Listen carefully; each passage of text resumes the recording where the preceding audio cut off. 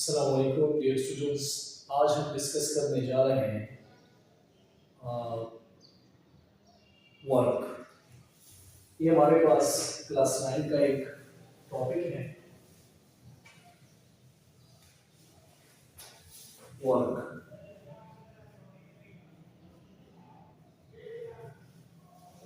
As you know that work हमारे पास, इसको हम ऐसे डिफाइन करते हैं कि the product of force and displacement. Force और डिस्प्लेसमेंट के प्रोडक्ट को हम कंबाइनली नाम देते हैं work. Clear dear students? It's mean that कि फॉर एग्जांपल अगर आप एक ऑब्जेक्ट आपके पास हॉरिजॉन्टल सरफेस पे पड़ा हुआ है जिसका मास है m, इस पे आपने फोर्स लगाया, पुश किया आपने इसको, या अपनी तरफ आपने इसको पुल किया, सो यू नो दैट कि ये क्या करेगा, ये अपनी जगह से डिस्प्लेस होगा ऑटोमेटिकली। सबको ये बात पता है। ए पॉइंट से ये डिस्प्लेस कर जाएगा और बी पॉइंट पे ये आ जाएगा। तो इस ए और बी के दरमियान इसने एस को कवर किया है जिसे हम कहते हैं डिस्प्लेसमेंट। तो हमने कहा कि in the term of physics हमारे पास वर्क क्या हो चुका है। जब हम फोर्स लगाते हैं और फोर्स के लगाने की वजह से ऑब्जेक्ट डिस्प्लेस हो जाए तो हम कहते हैं हमारे पास वर्क डन हो चुका है। Clear students? मैथमेटिकल फॉर्म की तरफ हम आएंगे तो मैथमेटिकल फॉर्म हमारे पास इसका कुछ इस तरह से होगा, W is equal to F multiply S। इसको मजीद सिंप्लीफाई करना चाहें सो वर्क यहां पे क्रॉस नहीं आना चाहिए।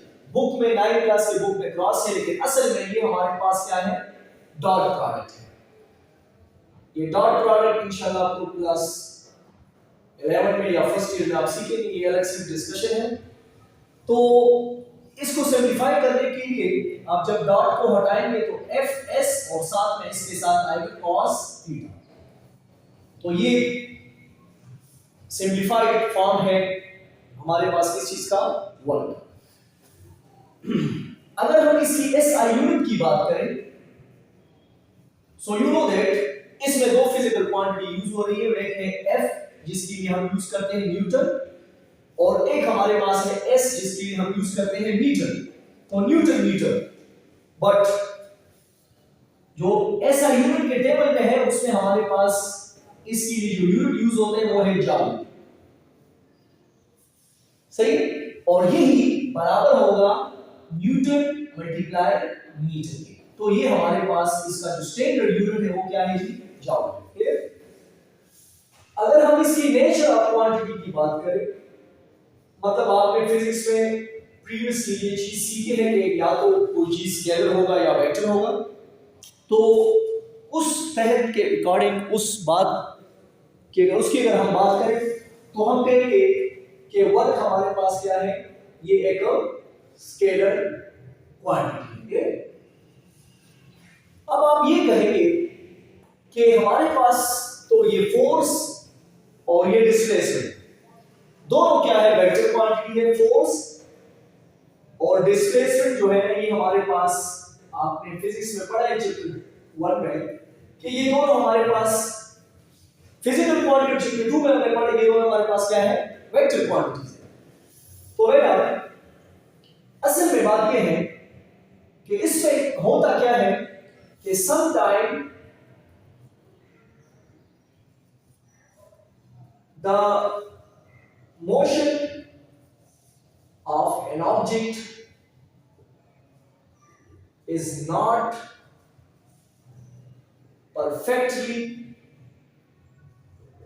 in the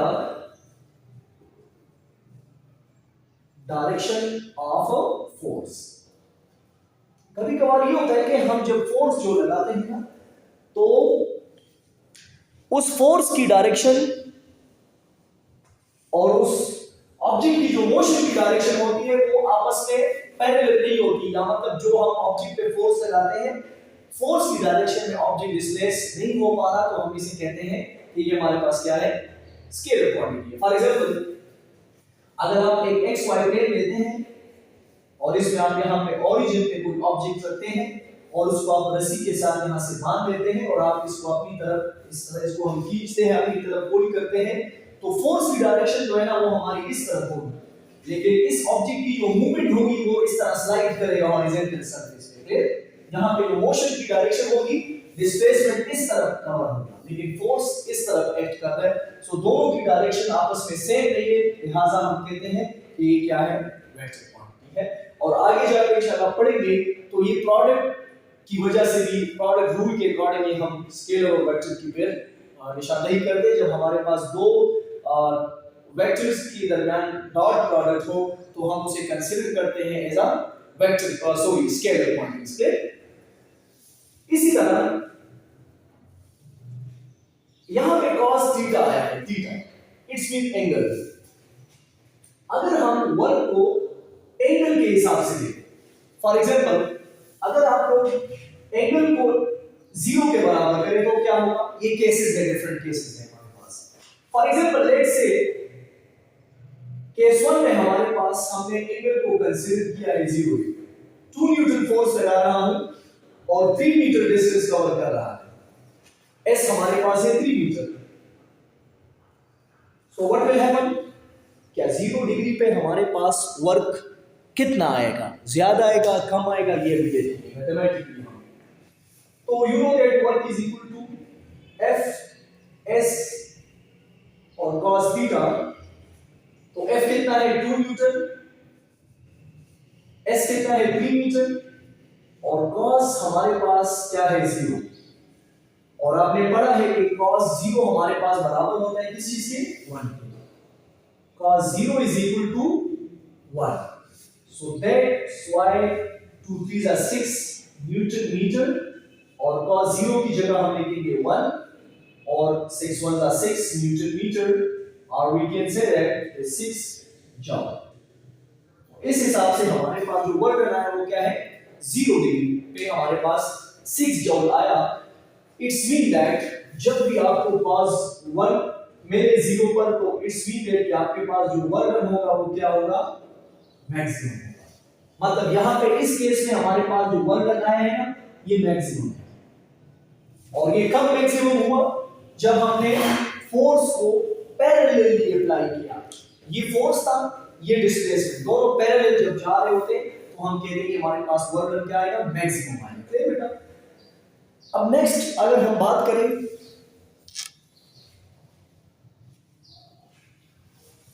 अगर हम एंगल को 90 कंसीडर करें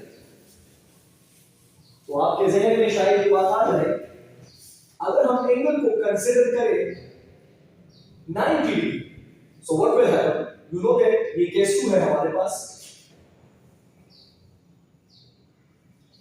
सो W is equal to Fs sin cos theta. Clear बेटा? अब वही वैल्यूज आपने लगानी है, 2 न्यूटन, S की जगह 3 मीटर और cos 90 आपने कैलकुलेटर से फाइंड आउट करना है, यू विल गेट 0। cos 90 हमारे पास क्या आएगा, 0 के बराबर। So then you will get 2 3s are 6 newton metre और 6 times 0 is equal to 0 joule. It's mean that कि हमारे पास 90 पे जो वर्क होगा वो 0 होगा। इसका मतलब क्या है, फॉर एग्जांपल अगर एक ऑब्जेक्ट पे आप फोर्स लगाते हैं, सही, इसका जो मास है, अगर हम इस पे ऐसे फोर्स लगाएं, इसके सरफेस का परपेंडिकुलर और नॉर्मल इसके सरफेस को हम नॉर्मली फोर्स लगाएं, इस तरह हम 90 डिग्री पे फोर्स लगाएंगे।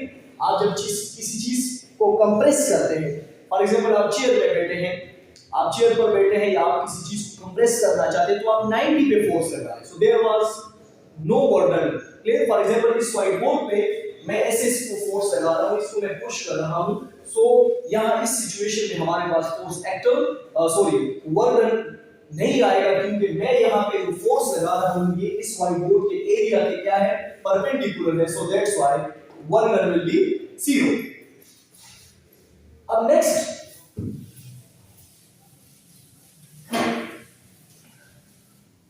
अगर हम वर्क डन को चेक करना चाहे किस एंगल पे, अगर हम वर्क डन को चेक करना चाहे 180 पर, 180 पर अगर हम वर्क डन को चेक करना चाहेंगे तो क्या आएगा, ये हमारे पास केस 3 है। You know that work done is equal to fs cos theta, so you will get वही वैल्यूज आपने लिखनी है 2 न्यूटन, आप चेंज भी कर सकते हैं 3 मीटर और cos 180, so you know that cos 180 हमारे पास आएगा किस चीज के, -1, clear. So 2 3 are 6 newton metre और 6 times -1, so you will get -6 newton metre, और we can say that -6 joule. तो यहां पे जो वर्क डन माइनस में आया है ना, ये हमारे पास शो करता है कि ये वर्क डन जो है ना, ये क्या है, अगेंस्ट द ग्रेविटी है। ये जो वर्क डन मैं कर रहा हूं, ये मैं किसी ऑब्जेक्ट को लिफ्ट कर रहा हूं, मैं किसी ऑब्जेक्ट को उसकी पोजीशन से, फॉर एग्जांपल यहां पे ऑब्जेक्ट पड़ा हुआ है और उसको मैं ऐसे लेके जा रहा हूं अपवर्ड डायरेक्शन में, तो जब अपवर्ड डायरेक्शन में जाऊंगा तो ग्रेविटी तो इस तरफ एक्ट करेगी डाउनवर्ड में, तो इस अगेंस्ट द ग्रेविटी को हम क्या कहेंगे, इसको हम कहेंगे कि ये जो माइनस में आया है इसको हम कहेंगे against the gravity. Work done जो आया है वो अगेंस्ट द ग्रेविटी आया। जैसे एलिवेटर हमको नीचे से ऊपर की तरफ लेके जाता है, तो ये जो नीचे से ऊपर की तरफ हमें वो लिफ्ट करता है, वो हमारे पास नेगेटिव वर्क डन होगा, क्योंकि वहां पे जो हमारे पास फोर्स और डिस्प्लेसमेंट का जो यूनिट है दरमियान में, इसके दरमियान जो एंगल है, फॉर एग्जांपल फोर्स आप पे डाउनवर्ड डायरेक्शन में रहता है, लेकिन आप डिस्प्लेसमेंट कवर कर रहे हो ऊपर की तरफ, क्लियर। तो यहाँ पे जो एंगल बन रहा है वो 180 होता है, 180 के दरमियान हमारे पास जो cos 180 वो -1 के बराबर, that's why work will be done at 180 which is equal to -1 और -1 times 6, so you will get -6 joule. हमेशा ग्रेविटी के खिलाफ जब आप जाएंगे तो वर्क डन क्या होगा, नेगेटिव कंसीडर होगा। तो ये था आज का हमारा topic about work and work done. तो फिजिक्स के अकॉर्डिंग वर्क डन हमारे पास तब होगा जब हम फोर्स लगाएंगे और फोर्स की वजह से कोई ऑब्जेक्ट डिस्प्लेस होगा, तो हम कहेंगे कि वर्क डन हो चुका है। फॉर एग्जांपल आप लैपटॉप के सामने या फॉर एग्जांपल आप कोई काम करते हैं, बैठे बैठे आप डिस्प्लेसमेंट कवर नहीं कर रहे, तो आपका वर्क डन कंसीडर नहीं होगा, क्योंकि अगर हमारे पास अगर f 0 हो जाए तब भी वर्क डन 0 होगा, अगर s 0 हो जाए तब भी वर्क डन क्या होगा, 0 होगा। Thank you so much.